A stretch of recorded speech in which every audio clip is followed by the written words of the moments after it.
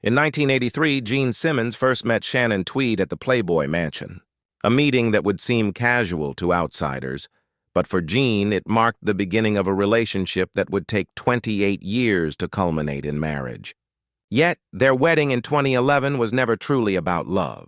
It was about survival, about covering up a scandal that threatened to unravel the carefully constructed life he had built. Recently unearthed footage from their reality show revealed conversations that were never meant to be public, moments that showcased the fragility of the man behind the legend. His son had been caught in a plagiarism scandal, a shadow hanging over the family name. Legal documents from 2025 hinted at troubling incidents involving female employees, incidents that no one could ignore. The man who once boasted about sleeping with 4,800 women now faced consequences far beyond his wild reputation. Fame, it seemed, could not shield him from the reality he had long tried to evade.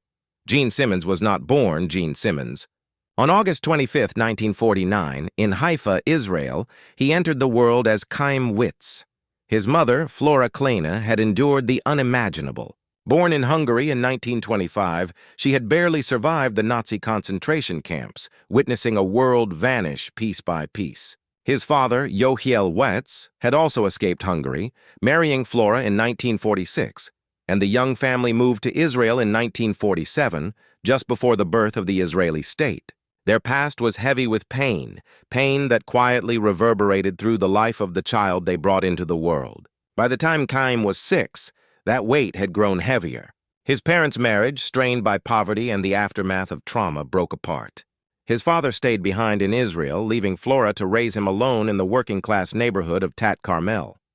Flora worked tirelessly in factories, sewing buttons and laboring long hours just to feed them. Often their meals were nothing more than bread and milk. By 7, Chaim was already learning the harsh lessons of survival, picking wild fruit with friends and selling it by the roadside.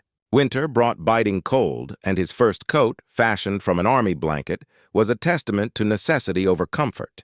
Nights were lonely. His mother worked until late, and Chaim often cried himself to sleep in an empty house. School offered no relief. Even in post-war Israel, the shadows of hate lingered. Classmates ridiculed him for being different, for being the child of a survivor, for being small and struggling. Yet amidst this bleakness, young Chaim discovered a secret solace: comic books.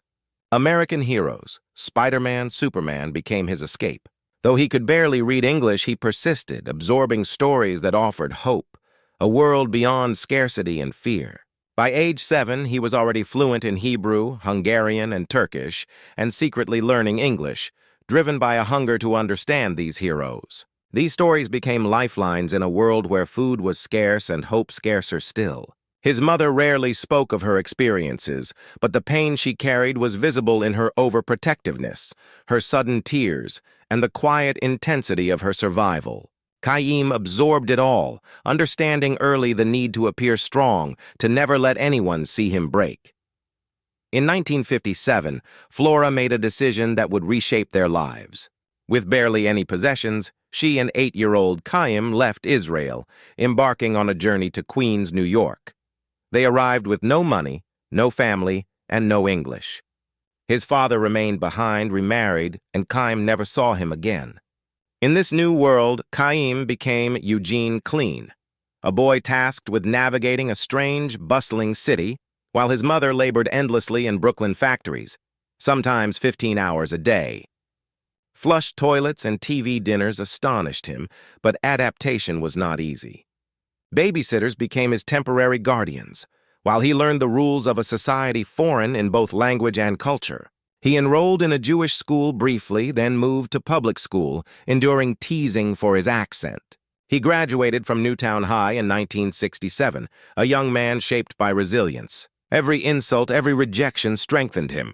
He sold cactuses door to door, picked fruit once again, and watched television obsessively, absorbing English from the screen and deepening his love for pop culture. By 1959, he legally changed his name to Gene Kleine, adopting Gene after cowboy actors like Gene Autry, cementing his commitment to becoming American in every sense he could. Even while living in a cramped apartment with his mother and cousins, he felt a new sense of identity. Television and music became obsessional. The Ed Sullivan Show captured his imagination, but the Beatles' appearance on February 9, 1964, ignited something deeper.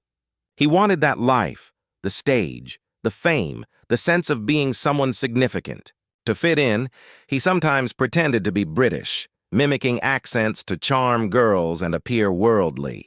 Teenage awkwardness marked his journey, but charm grew steadily alongside ambition. Throughout the 1960s, Gene took any job he could find. He sliced meat in butcher shops, worked behind counters in delis, and earned just $1.25 an hour, saving every cent. Poverty had taught him discipline, taught him to value clarity over indulgence. Unlike others at parties, he avoided alcohol, observing the downfall of those who did not. Instead, he immersed himself in music, learning guitar relentlessly, forming small bands, and preparing for a future he could scarcely yet define. In 1968, he enrolled at Sullivan County Community College, studying education. By 1970, he had earned an associate degree and even taught 6th grade in Spanish Harlem for $75 a week. But the classroom could not contain him. His heart belonged to music.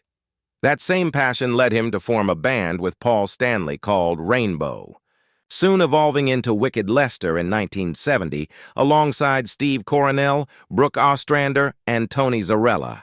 Nights were spent performing at clubs, days at odd jobs or translation work, leveraging his mastery of Hungarian, Turkish, and Spanish. Music became the vehicle through which he carried his mother's sacrifices, sending money back home and honoring her survival story. His personal life, too, was entering new territory. He lost his virginity just before turning 14, an encounter on a winter evening while delivering newspapers.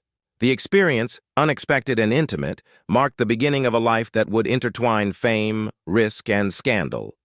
Wicked Lester's journey was turbulent. In 1972, they recorded a full album at Electric Lady Studios, built by Jimi Hendrix, funded by Epic Records. But the label's director, Don Ellis, hated the sound, calling it messy and unfit for radio, shelving it indefinitely. The rejection hit Gene hard. Furious, he and Paul Stanley fired Steve Coronel, briefly recruited Ron Lejack, and ultimately dissolved Wicked Lester. Yet the past haunted them. After Kiss rose to fame, John and Paul paid $138,000 in 1977 to buy back the old tapes, desperate to protect the image they were now carefully constructing. Despite this, some bootlegs leaked online later, revealing tracks like She and Love Her All I Can, songs re-recorded by Kiss without crediting the original lineup. By January 1973, Gene and Paul had completed the transition. They recruited Peter Criss through a Rolling Stone ad and Ace Frehley via a Village Voice listing. The four created a band that was not simply about music, it was a spectacle. The first show at the Coventry Club in Queens on January 30th, 1973, drew only 3 attendees, yet it was unforgettable. Gene became the Demon, Peter the Cat, Ace the Space Alien, and Paul the Star Child. They experimented with makeup and theatrics, inspired by horror films like Black Sabbath, comic characters such as Black Bolt, and the shocking glamour of New York Dolls. Gene's performances were unprecedented, breathing fire, spitting blood, embodying horror and fantasy in a raw, live spectacle. Their rise was gradual, fueled not by mainstream radio, but by word of mouth, fan magazines, and relentless live performances. Within 18 months, Kiss headlined Anaheim Stadium in 1974. John's persona, the Demon, became iconic. The fire, the wings painted around his eyes, the sheer spectacle created a legend, masking the vulnerability of the boy who had once cried alone in an Israeli apartment. Their shows were a blend of chaos and genius, an unpolished energy that drew people in and made the band unforgettable. Behind the scenes, the personal narrative remained compelling.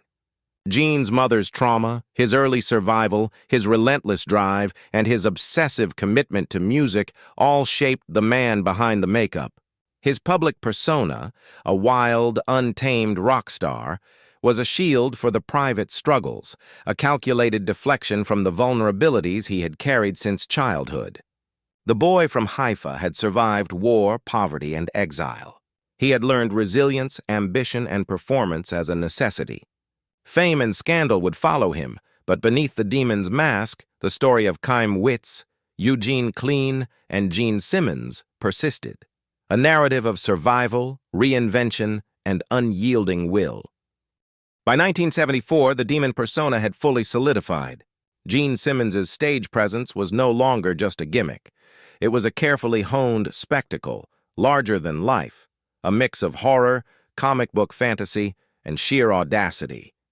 Every performance demanded precision, fire-breathing, blood-spitting, and the iconic bat wings painted around his eyes. Each show was a lesson in controlled chaos. The band experimented endlessly with props, makeup, and stage setups, learning what thrilled the audience and what fell flat. Though early shows had drawn only a handful of people, those who attended became fiercely loyal, spreading word of mouth that would slowly grow into the dedicated fan base that would define KISS. Behind the masks and pyrotechnics, however, the demands of fame began to take their toll.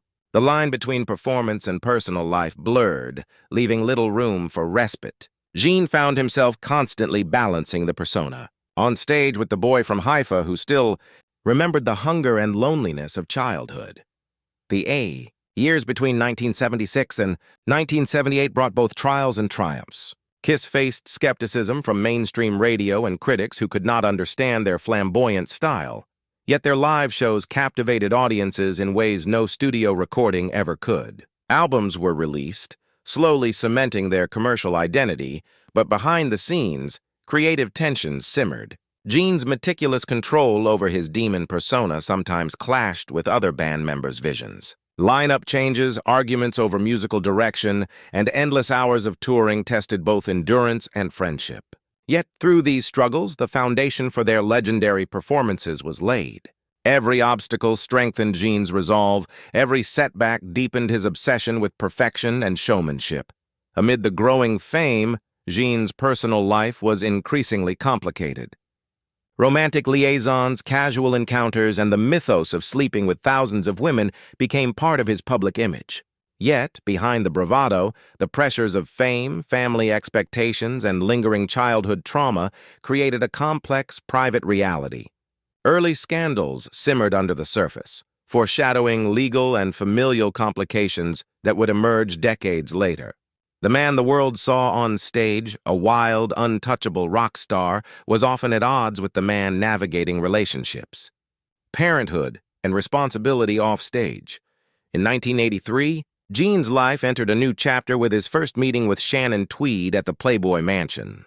Glamour, allure, and high society surrounded their initial encounter, but beneath the public glitz, a private dynamic was unfolding. Media attention heightened the stakes. Every appearance, every photograph contributed to a carefully curated image. Public perception and private reality often collided, with Gene constantly maneuvering to maintain control over his reputation while pursuing a high-profile romance that could either stabilize or complicate his life further.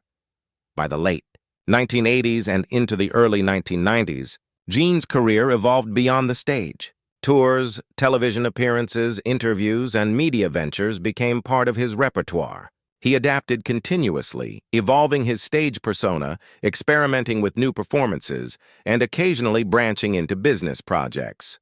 Yet, the undercurrent of scandal persisted, as past indiscretions and public scrutiny intertwined with family and professional obligations. Gene's life became a constant balancing act, fame, fortune, and performance on one side, family, scandal, and legacy on the other. As the 1990s gave way to the 2000s, the pressures intensified. By the time of his 2011 marriage to Shannon Tweed, the union was less about romance and more about managing optics, shielding the family from past controversies. The public wedding masked private struggles. His son's plagiarism scandal, whispers of legal disputes with female employees, and the growing weight of decades of fame and public fascination. Gene had crafted a persona so powerful that it became both shield and trap, protecting him from scrutiny while magnifying every mistake. The contrast between the public figure and private man grew ever starker. Despite these challenges, the legacy of Gene Simmons, of Chaim Witz, Eugene Clean, and ultimately Gene Clean, was undeniable. Interviews, documentaries, and fan retrospectives began to capture the full scope of his life. The child of Holocaust survivors who had endured poverty and displacement, the immigrant boy navigating New York City's streets, the teenager obsessed with pop culture, and the young man determined to reinvent himself through music. His personal narrative of trauma, survival, and reinvention provided depth to the spectacle on stage. The fire-breathing demon, the master of theatrics and glam rock, was not just an entertainer. He was a survivor, a strategist, and a relentless pursuer of identity and legacy. Reflecting on his journey, one sees the duality that defined Gene Simmons' life. Fame, fortune, and the wild excesses of rock stardom contrasted sharply with private struggles, trauma inherited from his mother, and a constant drive to overcome personal limitations. The boy from Haifa, who once cried alone in an empty apartment, had become a man capable of commanding stadiums, captivating millions, and leaving a mark on music history. Yet, behind every flame-breathing show and every iconic image was a complex narrative of survival, resilience, and reinvention. A life defined as much by adversity as by triumph, and as much by private vulnerability as by public spectacle. Gene's story is one of contradictions. The wild, untamed rock star versus the meticulous strategist. The man with 1,000 conquests versus the child who once went hungry. The public persona adored by millions versus the private man navigating scandal, family complications, and legacy. Each performance, each public appearance, and each decision carried the weight of his past. His mother's survival, his early years in Israel, and his immigrant struggles were never forgotten. They shaped the resilience, ambition, and careful calculation behind every stage move, every song, and every choice. The narrative of Gene Simmons is far more than a tale of fame and scandal. It is a story of transformation, survival, and the enduring human drive to rise above circumstance. From the ashes of war and displacement, from the poverty of early childhood, he built not only a career, but a myth. A boy who had once learned to make a coat from an army blanket now created a persona that would be remembered for decades. The demon was not just a stage character, it was a living testament to a life forged in adversity and molded by ambition. The story continues to captivate, offering both caution and inspiration to those who dare to dream beyond the limits of their circumstances. Gene Simmons' life remains a study in contrasts, extremes, and reinvention. Every fire-breathing performance, every album, every interview, and every scandal is a chapter in a larger story of survival and ambition. Behind the mask of the demon, behind the rock star's bravado, is a man whose journey from Haifa to New York, from Eugene Clean to Gene Simmons, from struggling immigrant child to global icon, tells a story far richer than any stage performance. It is a story of history, resilience, family, and the relentless pursuit of identity, an odyssey that intertwines the personal and the spectacular, leaving a legacy that will endure far beyond the pyrotechnics and the music. By 2012, Gene Simmons was no longer just a rock star. He had transformed into a shrewd businessman. Leveraging decades of fame, he expanded beyond the stage into media, branding, and strategic investments. Merchandise, music rights, and endorsements became part of a carefully constructed empire. Every move was calculated, designed not only to maintain relevance, but also to secure a financial foundation for his family and legacy. Fame, once a double-edged sword, was now a tool, a currency to open doors that would have been inaccessible in his early career. Yet with every successful venture came new pressure, the expectation to perform financially as meticulously as he had performed on stage. Gene knew that behind the glamour, his wealth carried responsibility, a tangible shield against the chaos of the past and a promise for the future.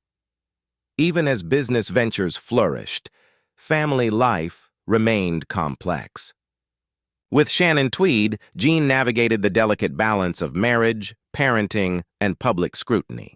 Their home life was far from the carefree image presented in tabloids. His son's ongoing controversies, including plagiarism and legal entanglements, constantly tested the family's resilience and reputation. Every public appearance required careful curation, Each interview a calculated effort to maintain the narrative of stability and success. Behind closed doors, Jean wrestled with emotional baggage from his own past, the hunger, the loneliness, the exile from Israel, and sought to shield his children from similar pain. It was a constant balancing act, providing for the family, maintaining public image, and confronting the shadows of past decisions that refused to remain buried. The period between 2020 and 2025 brought unprecedented scrutiny. Legal battles and media exposure forced Gene to confront the consequences of a lifetime of choices. Reports of misconduct involving female employees, amplified by social media and relentless news cycles, threatened to dismantle decades of carefully cultivated fame. Every past indiscretion, every rumor, resurfaced under the harsh light of public judgment. The man who had once controlled every aspect of his image now faced forces beyond his control. Courtrooms, legal filings, and relentless media coverage became the new stages on which his story unfolded, revealing the fragility behind the demon mask. It was a stark reminder that fame could shield, but never completely protect, from accountability. As the years passed, health and aging introduced new realities. By 2025, Gene had begun retreating from the relentless pace of public life, seeking moments of reflection and solitude. Interviews and personal writings revealed a man confronting not just the physical toll of decades on stage, but the emotional weight of a life lived in extremes. He reflected on his early years in Haifa, the immigrant struggle in Queens, and the formative hardships that had defined his resilience. Lessons learned from fame, failure, and reinvention colored his perspective. Jean contemplated legacy, not merely as a rock star or entrepreneur, but as a survivor, a father, and a human who had navigated adversity with relentless determination. Gene Simmons' cultural impact was undeniable. Documentaries, fan retrospectives, and museum exhibits began to codify his contributions to music and pop culture. His innovations in stage performance, the theatricality, the makeup, the fire-breathing demon, redefined live rock entertainment. Yet beyond spectacle, his life story fascinated audiences. The immigrant boy who overcame hunger, exile, and trauma to command stadiums. The man who turned personal vulnerability into global iconography. Artists, performers, and storytellers drew inspiration from both his achievements and his struggles, demonstrating that influence extended far beyond charts and ticket sales. Gene's life became a blueprint for resilience, creativity, and the enduring tension between personal struggle and public triumph. In his final reflections, the man behind the mask revealed the complexity of his existence. Gene reconciled the public image of the untouchable rock star with the private reality of a boy who had once survived adversity against impossible odds. Interviews and memoirs offered intimate glimpses of a man shaped by hunger, trauma, and relentless ambition. The duality of his life, the wild, untamed persona on stage versus the vulnerable, reflective individual off it, became central to understanding his enduring legacy. From Haifa to New York, from Wits to Gene Simmons, the journey was a testament to survival, reinvention, and the human capacity to transform pain into purpose. Every fire-breathing performance, every album, every public appearance, and every personal decision carried echoes of his early struggles, shaping the mythos that would captivate generations. Ultimately, Gene Simmons' story is a narrative of contrasts and triumphs, extremes and vulnerabilities. Fame, fortune, and public adulation existed alongside private hardships, scandals, and the haunting shadows of childhood trauma. The demon was not merely a stage character, it was a symbol of survival, resilience, and relentless ambition. The boy who had once made a coat from an army blanket had become a man whose influence extended across music, performance, and popular culture. Each chapter of his life, from the hardships of Israel, the immigrant struggle in Queens, to the rise of Kiss, the scandals, and reflections of later years, paints a portrait of a man both extraordinary and deeply human. His life, in all its triumphs and controversies, continues to inspire, caution, and fascinate, a story that will endure long after the final flames of the stage have dimmed. By 2030, Gene Simmons had begun to embrace a new role, that of mentor. Having navigated decades of success, scandal, and reinvention, he found himself drawn to guiding the next generation of musicians. Emerging artists sought his advice on performance, stagecraft, and navigating the pressures of fame. Gene shared lessons from both triumphs and failures, recounting tales from early tours, studio sessions, and the intricate balancing act of personal life and public persona. His influence extended beyond technical advice.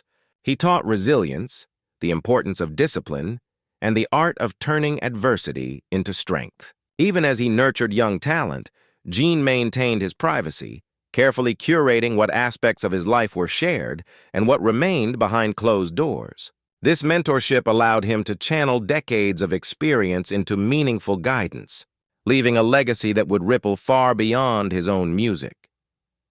As public fascination with his life endured, Gene found himself revisiting past scandals and controversies in the public eye. Documentaries, interviews, and social media retrospectives repeatedly brought his life story into the spotlight. He approached these moments with candor, openly reflecting on the mistakes of his youth, the consequences of his actions, and the ways in which fame both amplified and distorted reality. Attempting to reclaim his narrative, Gene used interviews and memoirs to provide context, shedding light on the pressures, vulnerabilities, and missteps that had shaped his path. The tension between public fascination and personal accountability remained palpable, yet Gene approached it with a measured perspective, seeking to reconcile public perception with the truth of his lived experience. By 2035, philanthropy became a central focus.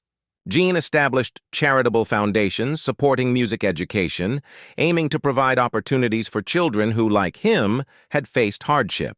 He also contributed to initiatives aiding Holocaust survivors, honoring the resilience of his mother and the legacy of her struggle. Gene understood that his influence extended beyond entertainment. It was a tool for social impact. Through donations, advocacy, and personal involvement, he sought to give back to communities that reflected his own early experiences. Philanthropy offered a sense of purpose, a means to transform fame and fortune into tangible, positive change, and a path toward redemption that complemented his professional achievements. Between 2040 and 2045, Gene turned inward, documenting his life in memoirs and autobiographical works. These writings revealed the intricacies of his personal history, the hunger and exile of his youth, the immigrant struggle in Queens,